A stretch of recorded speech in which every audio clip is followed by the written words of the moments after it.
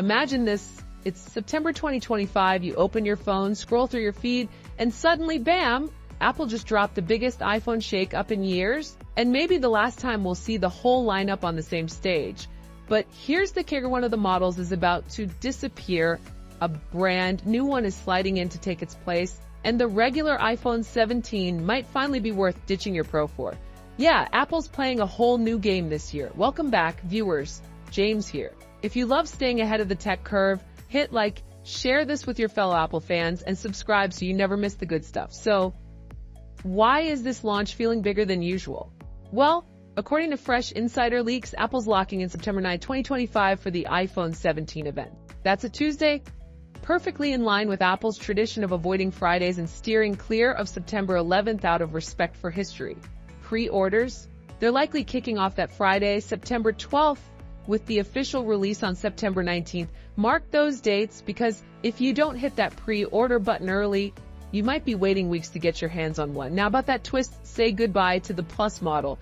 Instead, we're getting the iPhone 17 Air, thinner, lighter, sleeker, and aimed at people who want Pro, like style without Pro level book.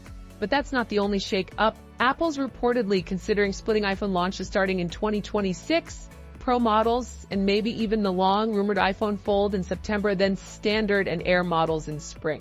That means 2 major iPhone drops every year. Twice the hype, twice the temptation. But here's where it gets even more interesting. The standard iPhone 17 is quietly stealing the show this year. First up, after years of waiting, it's finally getting promotion with a silky, smooth 120Hz refresh rate, scrolling, gaming, animations, all butter smooth. But there's a catch, it might not have the same 1Hz always-on capability as the Pros, meaning no always-on display. Still, 120Hz alone is a massive win for non-Pro users. Second, Apple's bumping the screen size from 6.1 inches to 6.3 inches. The first increase since the iPhone XS era. That extra space means a slightly bigger chassis, so say goodbye to reusing your iPhone 16 cases. Third, the selfie camera is jumping to 24 megapixels, more detail, better low light shots, and cleaner FaceTime calls.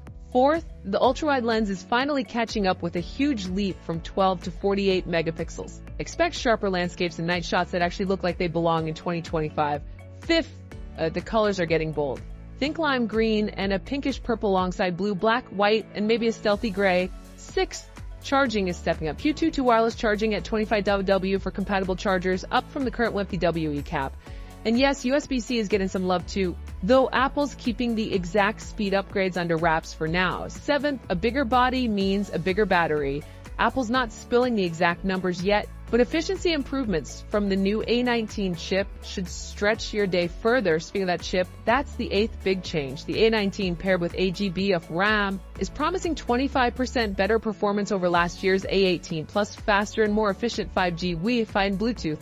Translation, faster downloads, smoother gaming, and less battery drain. Ninth, the launch cycle itself is worth noting. This could be the last time every iPhone drops together in September. And 10th, despite all these upgrades, the price for the standard iPhone 17 is holding steady at $799. The only mystery, whether Apple will finally start base storage at 256GB instead of 28GB. So, between the Air replacing the Plus, the standard model finally getting Pro level features, and whispers of a double iPhone launch strategy, September 2025 could be Apple's most pivotal month in a decade. The question is, will you grab the standard iPhone 17 or hold out for whatever Apple's cooking up next year?